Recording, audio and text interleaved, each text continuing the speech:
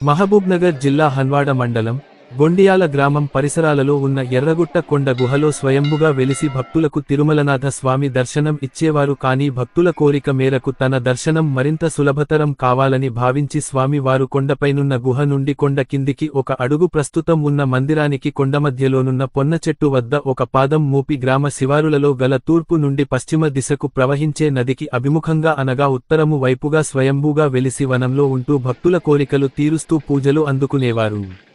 వనం మధ్యలో నున్న స్వామి వారిని చూసి చలించిన యాదవ వంశస్థులు మందిరాన్ని నిర్మించదలిచారు. ఈ వంశస్థులు తలపెట్టిన మందిర నిర్మాణానికి మార్గం సుగమం చేస్తూ శ్రీ తిరుమలనాథ స్వామి వారు సమీప కోయిలకొండ ఆస్థాన రాజైన కోయిల రాజు యొక్క గోవుల మంద ప్రతిదినం స్వామి వారు వెలిసిన ప్రాంతానికి వెళ్లడానికి గల కారణాన్ని తెలుసుకోవాలని కుతూహలంతో రాజుగారు భటులతో పాటు ఆ ప్రాంతానికి చేరుకున్నారు. రాజుగారు భటులు పలుమార్లు ఆవుల మందను కోటకు తీసుకెళ్లినను మరలా అది స్వామివారి చెంతకు చేరటం జరిగేది.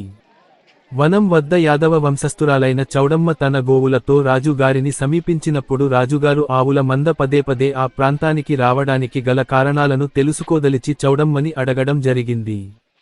అందుకుగాను చౌడమ్మ యాదవ వంశస్థులు మందిరం నిర్మాణం గురించి వారి సంకల్పం గురించి విన్నవించడం జరిగింది. అది విన్న రాజుగారు వారికి తన గోవులు తిరిగి ప్రాంతాన్ని అంతయు స్వామి వారి మందిరం కొరకు ఇస్తానని వాగ్దానం చేసి తన భటులను పిలిచి ఆవుల మంద ఏ ప్రాంతంలో సంచరించినవో ఆ ప్రాంతాన్ని పర్యవేక్షించండని ఆజ్ఞాపించారు. కానీ గోవులు తామంతట తామే శివారు ప్రాంతాలన్నీ తిరిగి స్వామి చెంతకు చేరారు. ఇది చూసిన రాజుగారు అబ్బురపడి మందిర నిర్మాణానికి తన వంతు సహకారం అందిస్తానని యాదవ వంశస్థులకు రాజు మాట ఇచ్చారు అని ప్రతిధి. ఈ క్షేత్ర విషయానికి ఏమిటంటే తూర్పు నుండి పశ్చిమ దిశకు ప్రవహించే నదికి అభిముఖంగా అనగా ఉత్తరం వైపు స్వయంభూగా వెలసి కేవలం వైకుంఠ ఏకాదశి పర్వదినం నమూనా మాత్రమే ఉత్తరద్వార దర్శనం కలిగించే భాగ్యం ముందుగా ఇక్కడ మాత్రమే ప్రతిదినం ఉత్తర దర్శనం ఉండటం గొప్ప విశేషం. అలాగే ఈ తిరుమలనాథ స్వామి పుణ్యక్షేత్రానికి జిల్లా నలుమూలల నుండే కాక రాష్ట్ర నలుమూలల నుండే కాక ఇతర రాష్ట్రాలైన కర్ణాటక మహారాష్ట్రల నుంచి భక్తులు తండోపతండాలుగా వచ్చి మొక్కలు తీర్చుకుంటారని ఇక్కడ ప్రతీతి.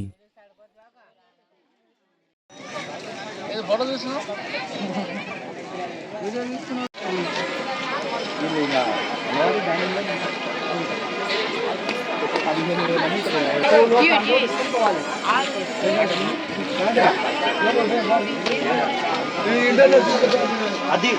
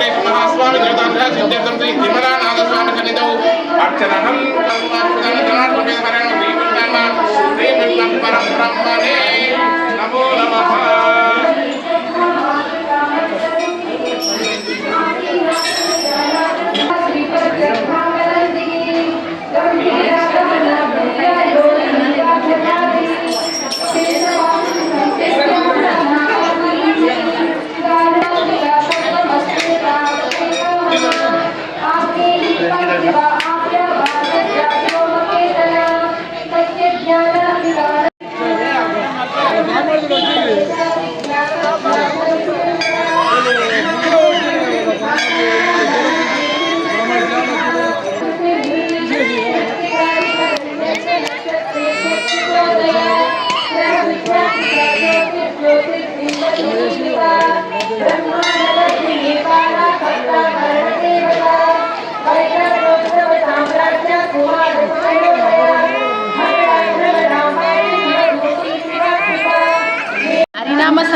పూజనే ముఖ్యము.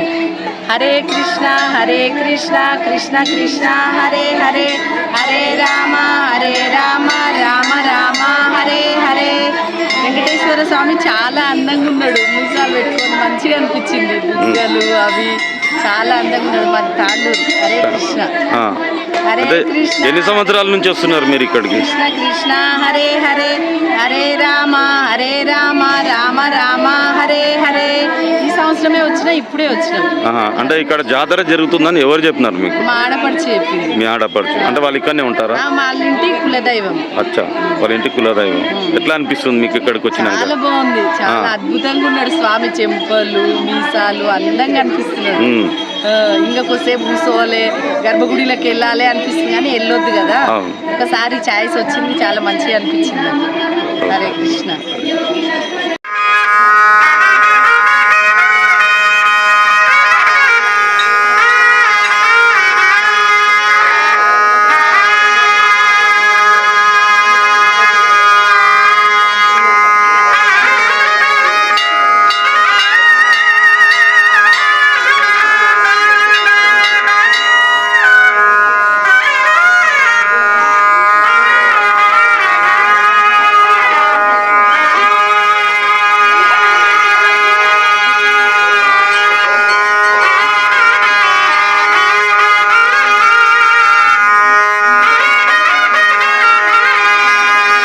గ్రామం, మండలం హన్వాడ, జిల్లా మహబూబ్నగర్, శ్రీ తిరుమలనాథ స్వామి దేవస్థానం ఉత్సవాలు వచ్చేసి 12th నుంచి స్టార్ట్ అవుతాయి. మనకి ఈ గుడి చరిత్ర వచ్చేసి మనకి 500 years ఓల్డ్ అనమాట.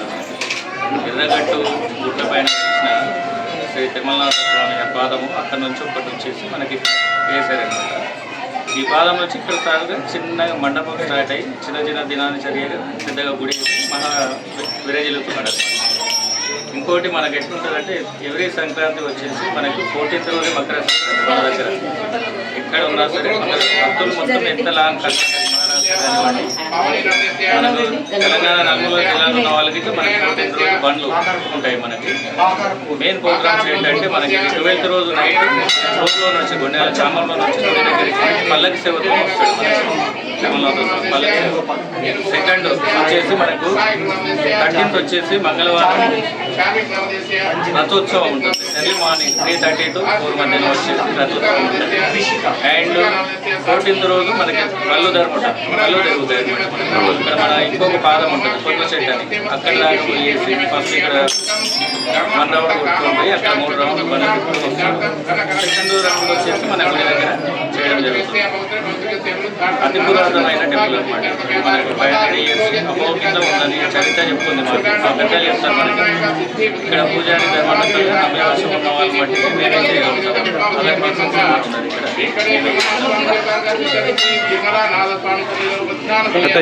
అలాగే మా తాత వంశపరంగా మొత్తం మా నమ్మి వారికి సొంతం ఇది, మేమే చేస్తాం అనమాట. ఇంకోటి నిన్న వచ్చేసి మనకి ఎడ్ల బండ్లు అయిపోయినాయి. ప్లస్ రేపు వచ్చేసి గురువారం ఈరోజు మామూలుగా రాత్రికి భజన కీర్తనలు ఉంటాయి. భక్తుల అనుసంధానం ఇవిగా భజనలు అనేటివి చాలా చేస్తారనమాట. అండ్ రేపు ప్రోగ్రాం వచ్చేసి మనకి అమృత స్నానం మనకు పల్లకి సేవతో అమృత స్నానం తీసుకొని పోయి వస్తామన్నమాట. కోనేరు అమృత స్నానం ఉంటుంది. ఇలా ప్రోగ్రామ్స్ అనేవి కంటిన్యూ ఉంటాయి. జాతర అనేది మనకు 25th వరకు 28th వరకు జరుగుతుంది. సో ఇక్కడ ఏంటంటే మెయిన్ ప్రోగ్రామ్స్ వచ్చేసి మనకు 12th to 16th 17th వరకు మెయిన్ ప్రోగ్రామ్స్ ఉంటాయి. మెయిన్ కార్యక్రమాలు జరిగేటి స్వామివారి ఈ ప్రాసెస్ ఉంటుంది మొత్తం. మనకు దేవునికి ఇప్పుడు ప్రతి దేవాలయాల్లో దేవుని మాన్యం అనేది ఒకటి ఉంటుంది. మీకు ఇక్కడ ఏమన్నా మాన్యాలు? మాకు ఉంది. మాకు ఇక్కడ దేవుని మాన్యం వచ్చేసి శివనకేశ్వరం అనమాట. ఇప్పుడు ఈ టెంపుల్ ఉన్నది గిట్లా మా పట్ట అడుగులని ఉంటుంది అనమాట. సో మనకి ఇదల్లా దేవుడి మాన్యం శివనకేశ్వరం ఉంటుంది మొత్తం. ఈ చుట్టుపక్కల ఈ మెయిన్ రోడ్ వరకు బట్టి గిట్లా దేవుని మాన్యం. ఆ దేవుని మాన్యంలో 5 మంది అనమాట. ఆ 5 మందిలో సంవత్సరం ఒకరు అనేది మెయింటెనెన్స్ అనేది ఉంటుంది. ఈ ప్రాసెస్ ఉంటుంది మనకి.